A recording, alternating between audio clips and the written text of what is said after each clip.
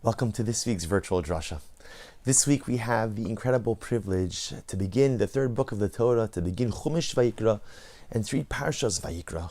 Parshas Vayikra, like most of Chumash Vayikra, contains a voluminous amount of information regarding Karbanos, sacrificial service. So to be honest, sometimes when we get to these Parshas of Karbanos, we get to Chumash Vayikra, we tend to tune out a little bit because we feel that the details aren't so relevant. After all, we don't yet have our third Beis HaMikdash. Our lives don't yet center around sacrificial service. So the truth is, sometimes I feel kind of like, what's in it for me? What's the lesson? But the beauty of our Torah is that every single pasuk possesses contemporary meaning and relevance. Sometimes the meaning and relevance is a bit more obvious, and sometimes we have to pierce beneath the surface a little bit, but there's always a lesson, there's always a moral, there's always a theme, there's always an idea to be extracted, and is there to enrich our lives. I want to show you something amazing. The pasuk says, this is in Perek Beis, pasuk Yud Gimel, chapter 2, verse 13. The Torah writes, V'chol karban minchascha b'melech timlach.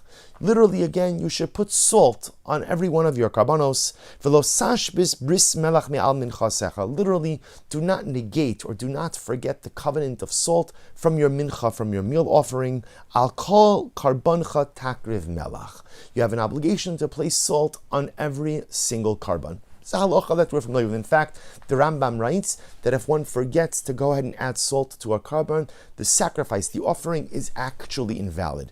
Rashi is intrigued by this idea that the Torah doesn't just simply tell me to put salt or add salt to every karban, but the Torah calls salt a bris melach. There's a salt covenant, or there's a covenant of salt. And Rashi HaKadosh says, what's the covenant of salt? What's the bris? In other words, you want to tell me you have to add salt, you have to add melach. Okay, I understand you have to add salt.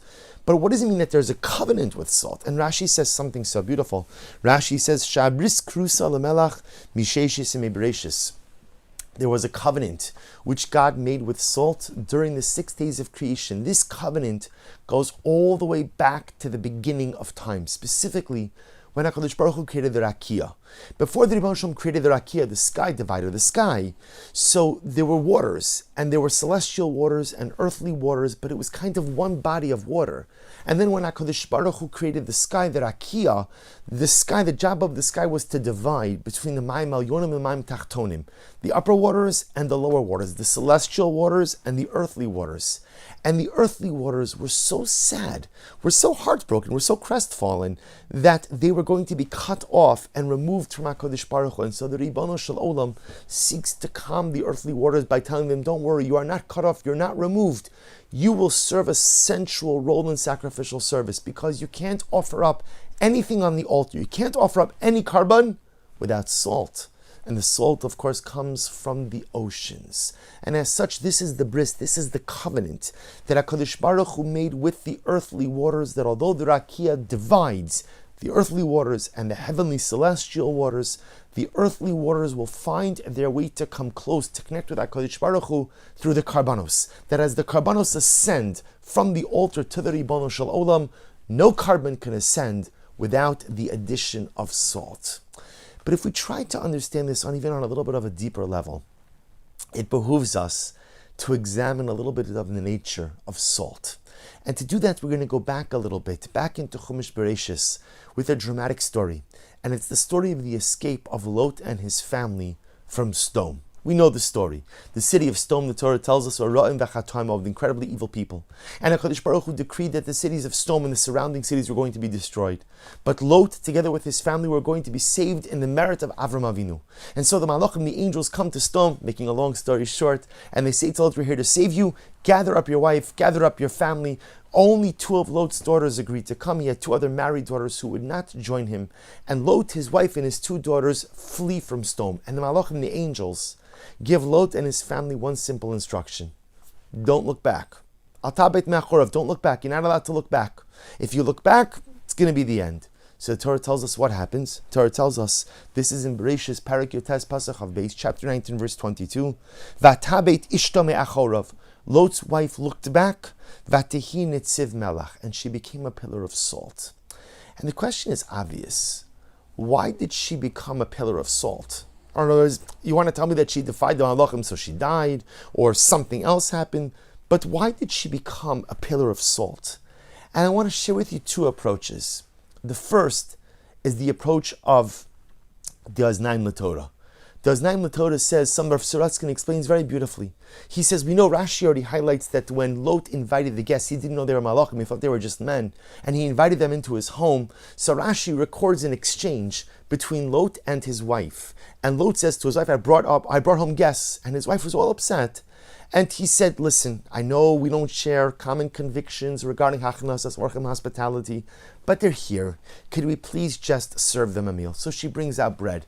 And then he asked her, says according to the Medrash, he asked her for salt. And she said, salt? Salt? Haminag hara hazeh, now you want to introduce this practice? It's not enough that you brought home guests. That was bad enough. It's not enough that you want to serve them bread. But now you want to add salt? So the Aznaim Torah says, what was the point of contention between Lot and his wife, right? Every good husband knows there's only so far you push. So if you already pushed your luck with bringing the guests home, and you already pushed your luck ultimately again with giving them bread, why don't you just let the salt go? And the Aznaim Torah says something so beautiful. Salt provides flavor. Salt provides flavor. See, what Lot said was, if we're going to give them bread, let's make it flavorful. If we're going to give them bread, if we're going to do the mitzvah, we're going to do achnasas archim, let's do it right. And let's do it in a way not just to get by. Let's do it in a way not just to check the box. If you're already going to give them bread, if we're already putting ourselves and our family in peril by going against the rules of Stone and inviting guests, so let's just give them the salt, make it flavorful, make it beautiful, go above and beyond to perform the mitzvah in the right way. And his wife said, what are you talking about? What are you talking about? I have no interest in that. And therefore, ultimately, again, in a quid pro quo, midah keneged midah, when she defies the instructions of the malachim and she looks back, her punishment is to turn into salt. But the Lulav Rebbe says something a little bit different. The Lulav Rebbe explains so beautifully that if you look at the wording, when the malachim, when the angels were gathering up Lot and his family to go, so the pasuk says, Vayismama, says that Lot, everyone, they tarried. And there's a shalshelas, which is the trup, the cantillation sign that goes back and forth. Vayismama, we go up and down 3 times, representing the idea that even Lot was torn as to whether or not he could actually leave Stone. And the Lulav Rebbe says something amazing. He says that when the Malachim said to Lot and his family, you're leaving Stone, he was telling them, you have to make a break with this past. You have to make a break with Stone. Don't look back. Because if you look back, that shows that you're still attached. If you look back, then ultimately, again, it shows that you're still rooted there. If you look back, it shows that you're not committed to a new beginning. And what happens? Lot's wife looks back and she turns into a pillar of salt. Why a pillar of salt? The Lulav Rebbe explains so beautifully. Because salt is a preservative. Salt is a preservative. What salt does is it takes something and it preserves it, li'olam va'ed, forever, so to speak, in its present state. Once you salt something, that item is stymied. It cannot grow. It cannot change. It's preserved, so it stays the way it is for who knows how long, but it cannot evolve. It cannot become anything different. And therefore, says the Lulav Rebbe so beautifully, do you know why the wife of Lot became a pillar of salt? Because it was representative of the fact that she was unwilling to change. She was unwilling to evolve. The Malachim said, we're giving you an opportunity for a new start, for a new beginning. You are living in a decadent, depraved society. And yes, it's not through your merit you're being saved. It's through the merit of Adam Avinu. But you are getting a new chance, a new lease on life. But all you have to do is shut the door on Stone and open the door on something new. You can't look back. You need to move forward. But the wife of Lot was unable to shut the door on her past. She was unable to close out that chapter. She was salt. She was preserved. She was stuck where she was and unable to evolve, unable to transcend. And so it turns out that, according to the Lulav Rebbe, salt, the power of salt, is that it's a preservative. It's a preservative. And if we kind of bring these two messages together, we begin to appreciate the totality of salt. On one hand, salt represents growth, like the Aznaim L'Torah, more flavor, do more, be more. But salt is a preservative, and a preservative could also represent consistency. Growth and consistency. This is the power of salt. Amazingly enough, all learned out from the wife of Lot. She turns into a pillar of salt because, unfortunately for her, she wanted to be consistent. She just wanted to stay where she was. She didn't want to leave stone. And so as such, she turned into a pillar of preservative. She turned into a pillar of salt. According to Aznaim LaTorah, she turned into salt because she didn't want to grow. She didn't want to grow. She didn't want to add extra flavor. She didn't want to do anything else. And you see, they're kind of both focusing on two sides of the same coin.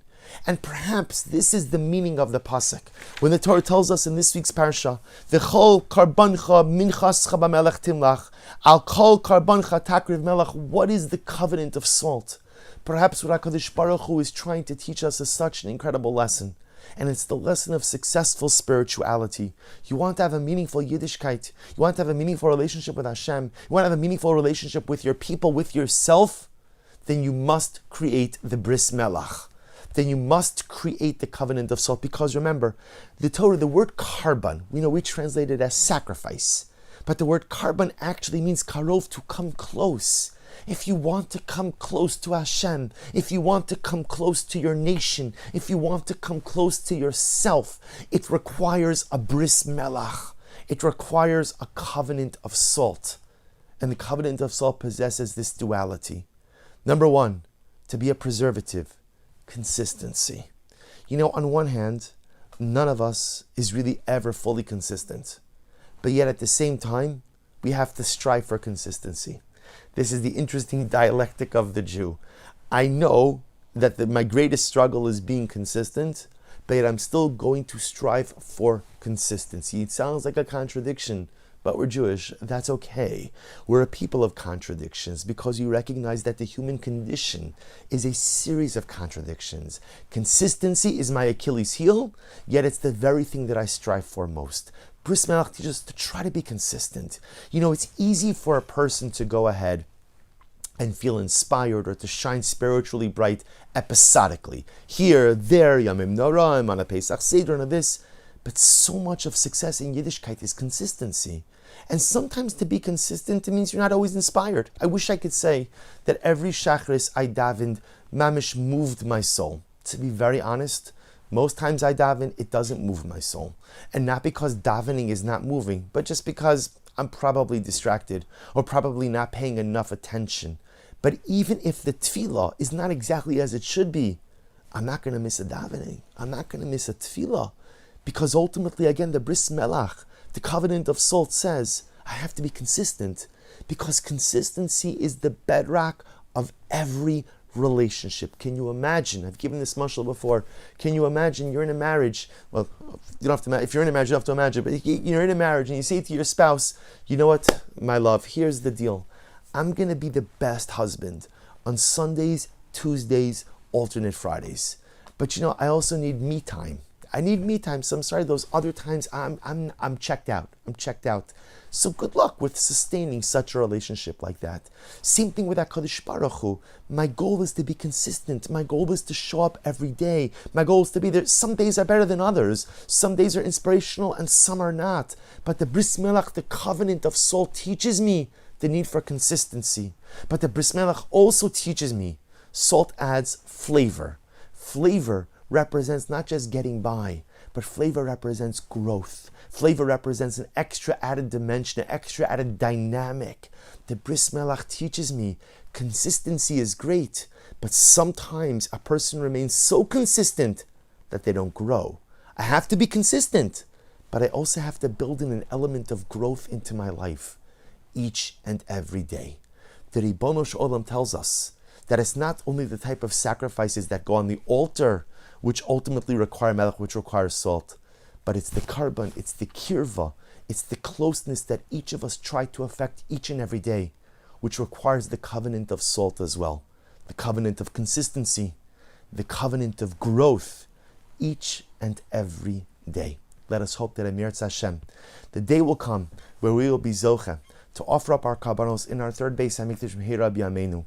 But until that day, let us offer up the covenant of salt on our altar of personalistic service each and every day. Wishing everyone a good Erev Shabbos and a beautiful Shabbos Kodesh.